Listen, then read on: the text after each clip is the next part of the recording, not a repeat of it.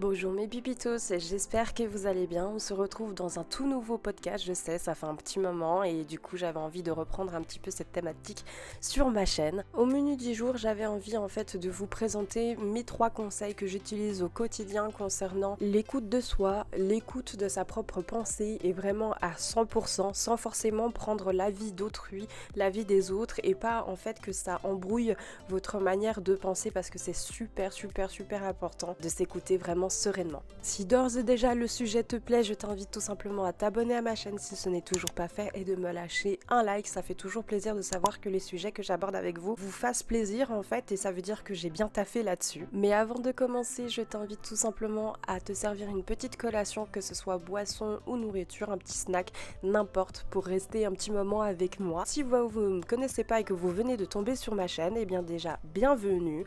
Je m'excuse également pour toutes les fois où je vais balbutier parce que j'ai dit taffer tout à l'heure mais en fait c'est pas vraiment taffer, c'est juste penser à comment est-ce que je vais tourner la chose parce que j'enregistre toujours avec mes émotions du moment, toujours avec ma façon de penser du moment au moment de l'enregistrement. Il n'y a pas vraiment de choses préfaites, il n'y a rien de choses écrites parce que je me rends compte qu'en fait ça fait pas du tout naturel et que ça fait pas du tout moi en fait, tout simplement. Nous allons juste refaire un petit comeback en arrière avant de rentrer dans le vif du sujet. Donc je vous expliquais dans de nombreuses vidéos, que ce soit podcast ou non, que j'avais besoin, pour ma propre sécurité on va dire, de me lisser entre guillemets l'image. C'est-à-dire que du coup j'avais une apparence très lisse, toujours très cordiale, cette madame parfaite. J'adore dire ça parce que pour moi c'était une valeur sûre pour éviter d'avoir des surprises et puis éviter aussi que les gens aient des reproches contre vous. Je m'explique. Tout simplement, je commençais déjà par si tout d'un coup je voyais qu'on avait une sorte de problématique qui n'était pas vraiment une problématique, mais qu'on avait des avis très divergents et parce que quelqu'un voulait faire une chose à sa façon et que moi je voulais la faire à ma manière, eh bien j'essayais tout le temps de concilier les deux. C'est-à-dire que je trouvais la solution qui nous mènerait à avoir et des deux parties une espèce de satisfaction. Sauf que dans la vie on ne peut pas toujours satisfaire tout le monde et le problème c'est que tout le monde va toujours trouver quelque chose à redire sur votre comportement. Et à partir du moment où j'ai compris ça, eh bien j'ai mis en place ces 3 conseils pour moi qui ont fonctionné justement pour éviter en fait d'écouter trop les autres et de m'écouter soi et vraiment à 100% puisque je dirais qu'en fait je m'écoutais peut-être à un 45-50% parce qu'en fait j'avais envie aussi de faire plaisir à l'autre et c'est ce qui fonctionne pas. Et dans la vie, à un bout d'un moment, il faut quand même, et moi c'est ce que je suis en train de mettre en place dans ma vie également, il faut s'écouter vraiment à 100% et se connaître, plus ou moins à 100%. Le premier conseil que je peux vous donner, c'est de ne pas aller contre ses propres envies. C'est-à-dire que parfois on fait passer les envies de l'autre avant soi et quand on le fait trop, ça va pas. C'est-à-dire qu'on a le droit de le faire de temps en temps parce que ça s'appelle de la conciliance avec des personnes qui nous sont chères, mais il faut aussi s'écouter un petit peu soi et être un petit peu égoïste. D'ailleurs, je n'aime pas ce terme égoïste parce qu'on dit tu penses qu'à ta gueule, etc. Excusez-moi du terme, mais c'est un petit peu ce qu'on pourrait nous balancer ou nous cracher à la figure. Et en fait, ce n'est pas le cas, c'est juste qu'on a envie de s'écouter et de se faire plaisir également. Les bénéfices qu'on peut en tirer de ça, c'est tout simplement en fait déjà s'écouter plus, ça veut dire aussi s'imposer. S'imposer en tant qu'individu, s'imposer en tant que personne, s'imposer nos idéaux, nos principes de vie. Et en fait, si les gens n'acceptent pas ça, et d'ailleurs c'est ce qui m'a un peu mis barrage, c'est que les gens n'avaient pas l'habitude de ça avec moi, et du coup ça leur a surpris déjà d'une part, donc ils n'avaient pas l'habitude, ils ont essayé de faire en sorte que je me retranche dans ce que je faisais déjà d'habitude, c'est-à-dire toujours concilier et faire passer les besoins de l'autre avant soi-même, et au final, quand ils ont remarqué que moi je n'avais pas changé de position, il y en a, ça leur a déplu, du coup ils sont sortis de ma vie et il y en a d'autres qui sont restés parce que enfin je m'étais imposée et parce qu'ils attendaient que ça. Voilà les bénéfices en fait que vous pouvez en tirer de ce premier conseil, c'est-à-dire que ça vous met du tri, ça vous fait du tri en fait dans votre vie et aussi de voir si les personnes tiennent à vous ou pas. Et je vous assure, ça fait un bien fou quand vous voyez que les personnes en fait qui sont sorties de votre vie ne sont plus là. Parce qu'en fait, vous vous rendez compte qu'il y a plein de choses qui n'allaient peut-être pas avec elles ou tout simplement que vous avez changé de vision de vie et que vous, comme je dirais en ce moment, vous ne vibez pas sur la même longueur d'onde. Le deuxième conseil que j'ai envie de vous partager, c'est déculpabiliser.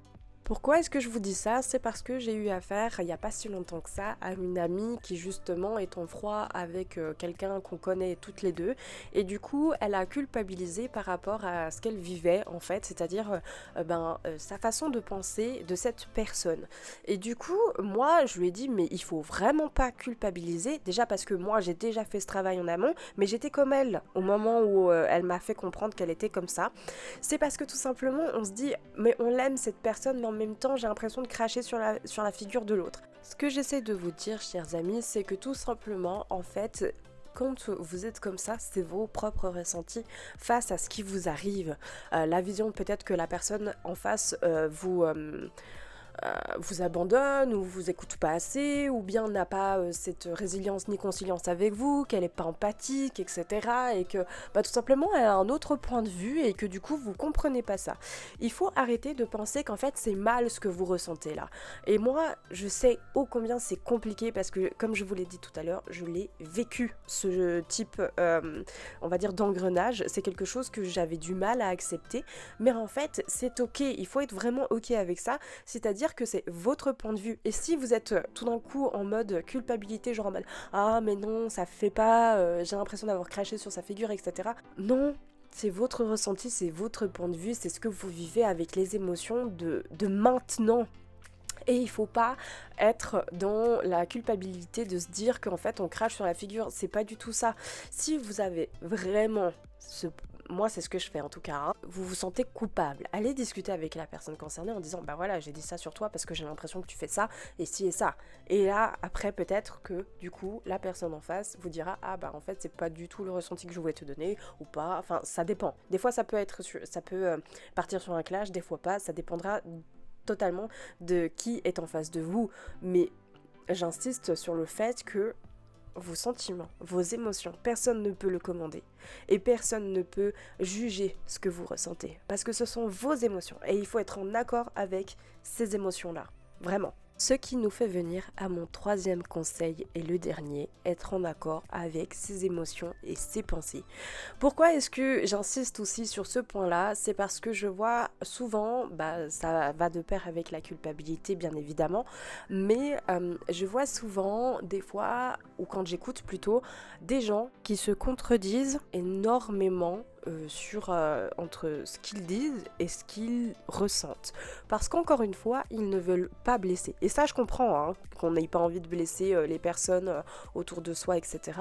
Mais aller à l'encontre de ses émotions, ne pas être en accord avec ses émotions, ça veut dire aussi qu'en fait, on est en train de s'auto-flageller si vous préférez. C'est-à-dire que on est en train de se dire qu'à quelque part, on n'a pas le droit de ressentir ses émotions. On n'a pas le droit de penser comme ça. Peut-être parce qu'on nous a inculqué ces valeurs-là, et peut-être parce qu'on nous a toujours dit dans notre vie « Oh, t'es trop égoïste. Oh, tu penses qu'à toi.